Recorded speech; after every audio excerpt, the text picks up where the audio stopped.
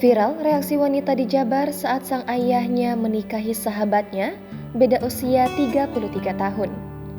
Bersahabat sedari kecil, seorang wanita asal Jawa Barat tak pernah menyangka salah satu temannya tersebut akan dinikahi oleh sang ayah. Apalagi sang ayah serta sahabat masa kecilnya itu terpaut perbedaan usia cukup jauh, yakni 33 tahun. Pernikahan seorang ayah dengan sahabat putrinya tersebut viral di TikTok usai diunggah oleh akun @mukni_2010 pada Jumat 4 Agustus lalu.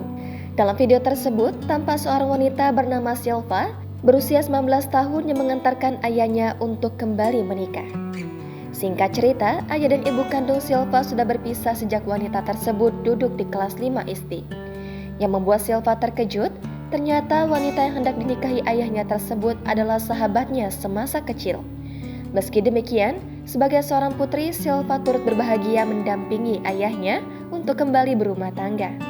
Tampak sang ayah mengenakan setelan jas hitam sementara calon ibu sambungnya mengenakan gaun berwarna lilac saling duduk bersanding.